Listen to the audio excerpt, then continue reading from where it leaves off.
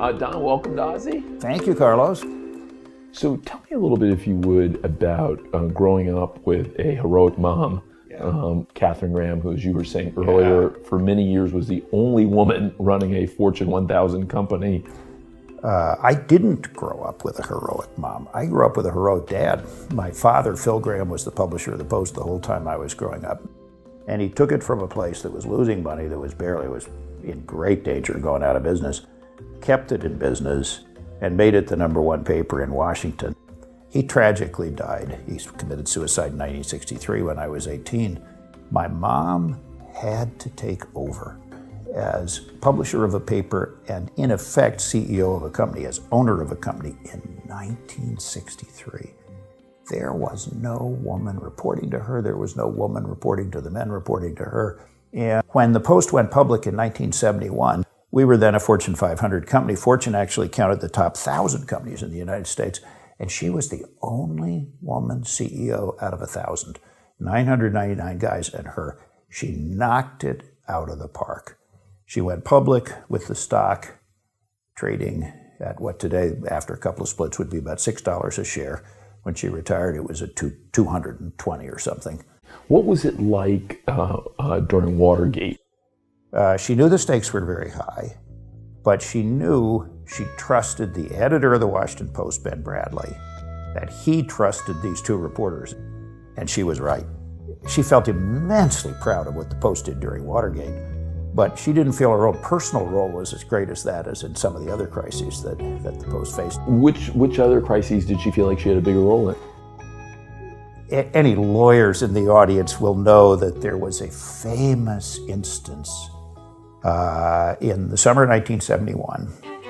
A man named Daniel Ellsberg had been asked to write a history of the Vietnam War by the Department of Defense, using access to top secret documents to tell the top people in the government, how did we get into Vietnam? So Ellsberg took years and wrote his history.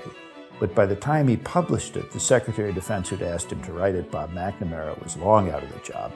The President, Lyndon Johnson, who'd appointed McNamara, was out of the job. He was writing it and delivering it to Richard Nixon and Nell Laird, who had not commissioned the project, and I think he felt they had no interest in what he had done. He called a reporter he knew at the New York Times, and the Times, over months, locked the papers away in a separate newsroom, and they reported and reported and reported. And one Sunday in June, they broke the first of the whole story, and the government sued. And 2 days later, a federal judge stopped the New York Times from printing any more stories based on these documents, and the Court of Appeals upheld them. At that point, Ellsberg called up an editor on the Washington Post.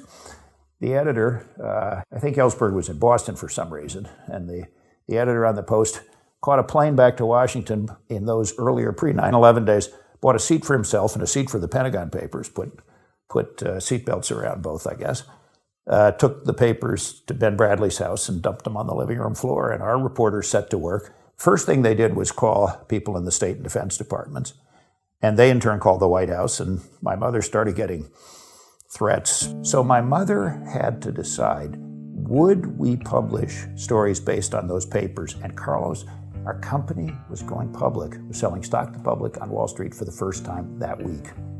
Wow. So she took a phone call with Ben Bradley also on the call, and with the lawyers and business executives also on one call. And in the course of that call, she said, go ahead and print. But it was her decision, 100%. We printed the stories. The government took us to U.S. District Court. Our U.S. District Court judge in Washington ruled for us. Was overruled by the appeals courts. The Supreme Court said, well, we'll take an expedited appeal, and they ruled in favor of the newspaper 6-3, an opinion that still stands. So her judgment was upheld by the court, but I think more important, it proved to her staff that she'd stand behind them, and it proved that the Post was a newspaper with guts and willing to take on a very important story at great risk to itself. And that really led to Watergate in a way.